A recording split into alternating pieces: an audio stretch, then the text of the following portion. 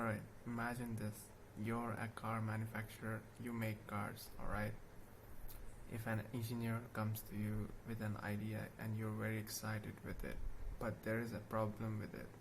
If you try to move your steering towards right, but the car goes towards left, vice versa. Are you gonna use that idea? I'm sure you won't. Imagine this. There is a salt making company and it has a logo of salt, and beneath that there is a small written that this is baking soda. Does everybody gonna get that? No. And now if you talk of pumps and valves, in pumps, if there is a red button which comes up, that means it is energized. Energized means it's on. And if it's green, then it's off or de-energized. It's the different. When it comes to valves, it is quite opposite.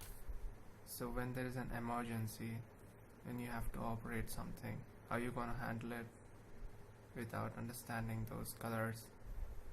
Of course you won't be able to. So human factors plays a more important role rather than aesthetic and comfort.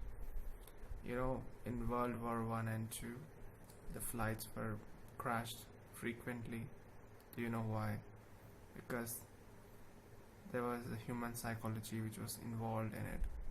The design was of course changed, but we cannot change the human factors, how the person reacts different situations has to be taken really important, and also the tools and materials, all the equipments should be made comfortable for everyone. When you design a component, for example this calculator, if it's made in shape of circle, then it's quite difficult to operate all the buttons. This is made only in rectangle. Why? Have you thought about that? Have you think about that? And also the mouse which you use in your computer, why is it been designed in that shape? We imagine why. Because during the process of creating or making something, it is being considered about the human interaction, psychology of a person, how comfortable and how reliable it might be. You have to understand the person, the human reaction, the psychology of it is more important. And you should test it out, not the person who have designed it. The person who are totally unaware of the product has to test it out.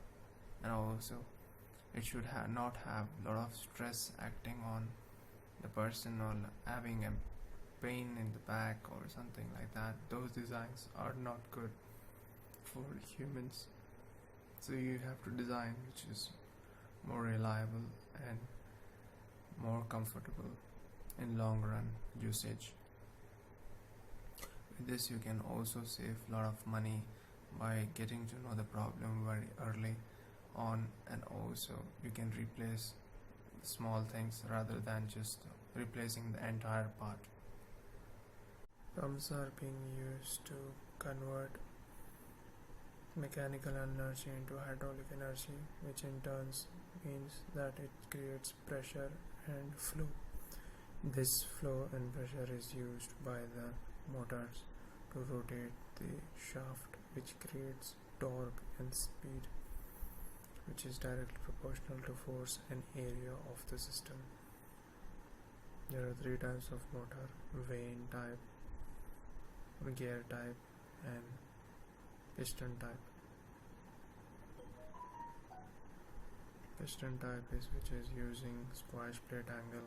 The flow is being changed, and the diagram looks like this.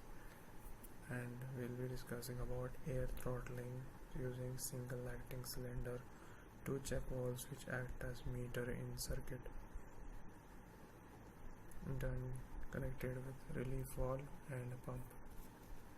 Concurrent engineering and process engineering. Process at which the information has been fed in sequence is called sequence engineering, and this takes a lot of time and effort. There is no connection, or there is a lot of gap between each industries when it goes to design, then to research, then to production.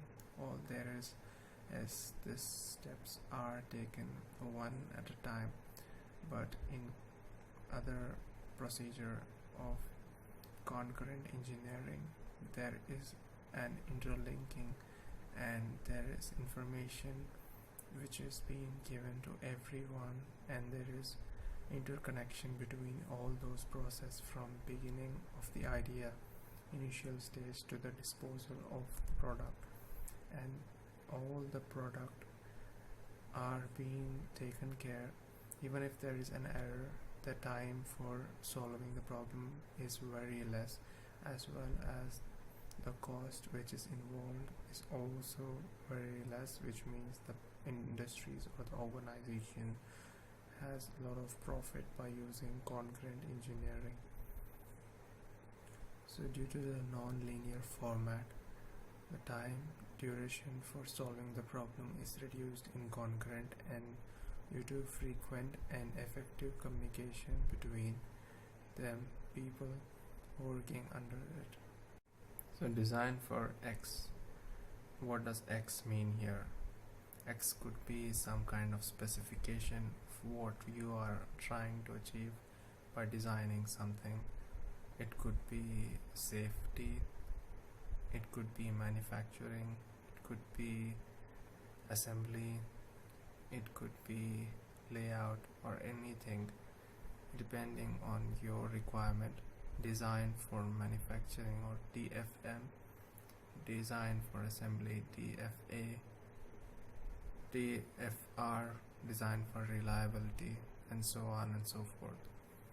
According to us, what we really have to understand why we need to design is we have to plan out the 80% of amount that we have to spend on the project.